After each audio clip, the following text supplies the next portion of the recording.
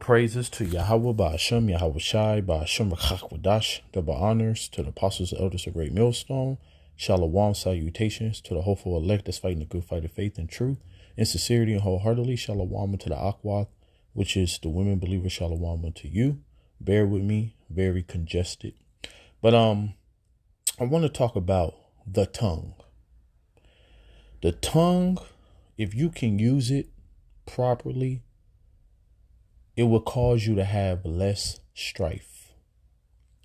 And I'm making this video because meditating on the things that I've been through in my life and even in the truth, learning experiences. And the scripture says in Proverbs 18:21 that death and life is in the power of the tongue. So just to show you the power of the tongue, if you are able to bridle your tongue, which means restrict it, to be able to say things at the right time, the right things at the right time, and be able to withhold your tongue when it's not need for you to speak. All those things go a long way, not just in the truth, but also in life.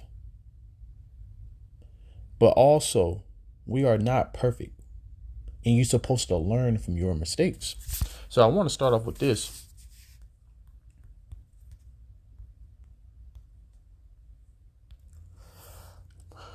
It said, there is one that slippeth in his speech, but not from his heart. And who is he that have not offended with his tongue? So we all slipped of the tongue before.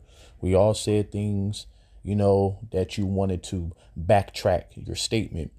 These are things that most of us have been through, but you're supposed to learn from them.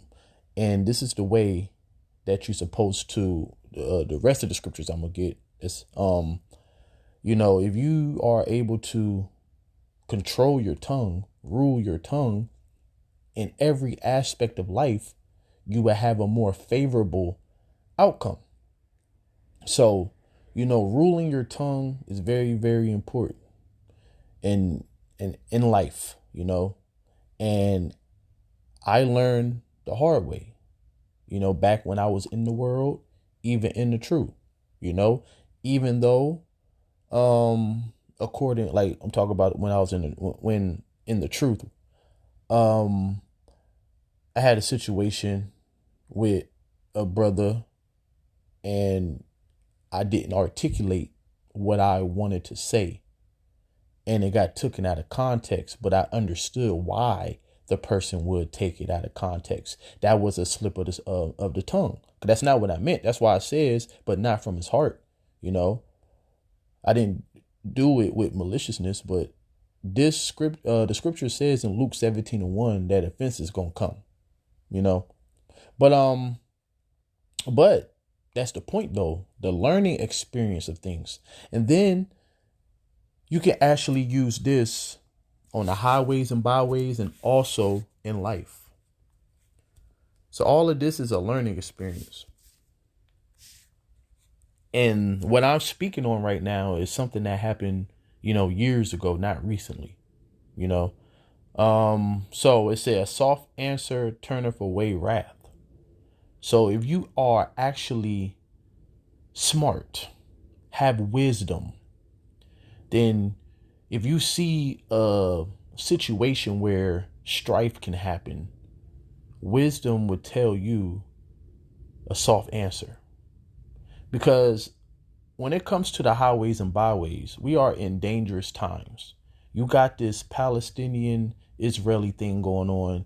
And where I'm at, it's protest every weekend where I preach. And people be trying to get me to engage with them in, conversations. And the conversations really be a little aggressive.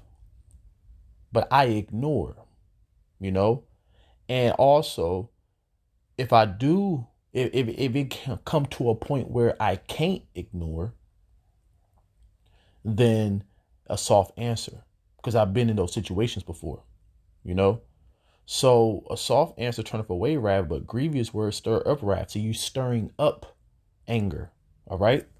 Instead of like spitting on it, you know what I'm saying?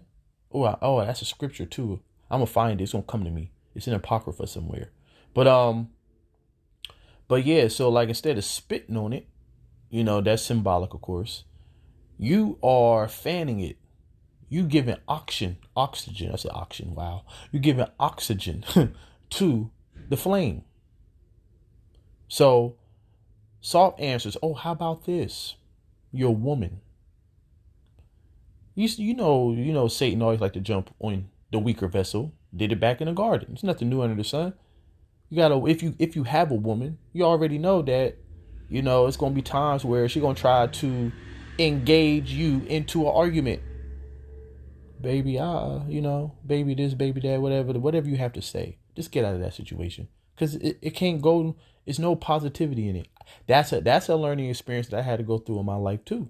So all of these things are learning experiences. And Elder Ariala said this from the Dallas camp. I think it was a couple weeks ago, or maybe last week. He said, certain brothers go through things that you can, admonish another brother, that you can help another brother, So the reason that we go through the things that we go through, number one, we're strong enough to go through it, but then we also can teach another brother, how to handle themselves in that situation, because learning experiences come from failures. Learning experiences come from being in a situation and actually not handling the situation. But then guess what? That situation is going to come again, and then you're going to do better. So then now you're able to speak on it with confidence. So another thing too, going back to the Palestinian Israeli thing, loud, from what I'm seeing when I've been watching the news, they every damn where. The Palestinian protesters in basically all major cities in the United States of America. So watch out, Like I said, I think it was 3 weeks ago, my dude walked past, talking shit, but he was really aggressive. And I could see him out of my peripherals that he wanted me to lock eyes with him for he could come over and talk some more shit, because he was really aggressive. He was mad. He was saying, fuck Israel. He was saying all that when he walked past. So right then and there, I was like, you know what? I ain't even going to engage with him, because what's the point? And then if he come now, of course, defend yourself, all right? We ain't no pushovers, because we got Yahweh Ba'ashim Yahweh Shai. But you always supposed to, if you could find a way out of a situation, you always try to find a way out of that situation, because we are not out here to be tough guys. Remember, the Lord said we are sheep in the midst of wolves. So we got to be wise as serpents and harmless as doves. So now if you want to do the opposite, this is what can happen. So the tongue, as the scripture said, death and life come in the power of the tongue. So it said a wrathful man stirreth up strife. So if you want to be, contentious, all right, you got a lot of people who are contentious, even on the highways and byways that wear garments. That contention is going to blow up in your face one day. What happened a couple months ago with was it Wi-Fi? I think it was Wi-Fi in Chicago. They had a little skirmish with the Palestinians. It went viral. But when you watch the video, they were the ones that was in the wrong, because they didn't use wisdom. They didn't use the scriptures. So they didn't have a soft word. When the Palestinians was talking shit, they was talking shit with them and back at them. What the hell you think is going to happen? It's 10 of y'all and about 500 of them. So, but he that is slow to anger appeaseth strife, because that's where it comes from. You get angry. So when you're angry, you become contentious. So you have to stay in the spirit. It's a scripture. I don't know where it's at right now. Matter of fact, yes, I do. I think I do.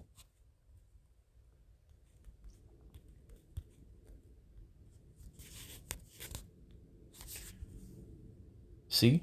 He that have no rule over his own spirit is like a city that is broken down without walls. So this is a prayer that you're supposed to pray. You're supposed to pray, ask the Lord to give you the ability to, control your spirit, to rule your spirit. Izar Naya Ma'itazar Rachaya. Help me rule my spirit. All right. So what is that? Let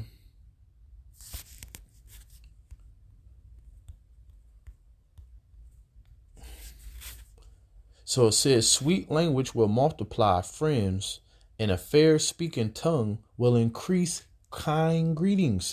See, sweet language, soft words.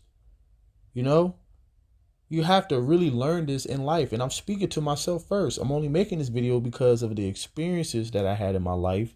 And through the grace and mercy of Yahweh Bashim Yahushai, the Lord is allowing me to be better. I was just in a situation yesterday, and that's what made me want to do this video, because soft words turneth away wrath, literally, you know, because listen, if you are in danger, if you're not a total demon or suicidal, you're not going to be saying, if you had a dude with a gun in your face, you ain't going to be talking shit. You're going to be trying to use soft words to get out of this situation and make this person change his mind from doing what he about to do. So that you got to use that in everything in life. It don't matter, because it's like this. The people on our when you preaching and you already upset, period. Because number one, you in hell, you out here, you hate this place. And then you got people scoffing, talking shit under their breath. I see everything, So it makes you want to choke people. But if I start choking people, do that benefit anything? That appease my belly. That appease my wrath. This ain't about me. This ain't about you. This is the Lord's movie. We are introducing the Lord into the world. He gave us the ambassadorship.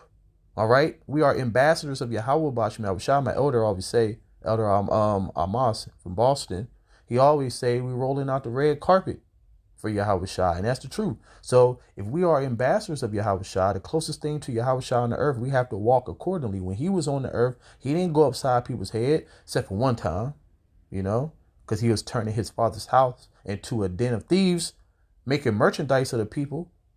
All right. But he did that at his end. What happened a little after that? Him getting crucified. So he did what he had to do to go through. All right. So it's a time and place for everything. So, but let's continue. Sweet language, man. Sweet language.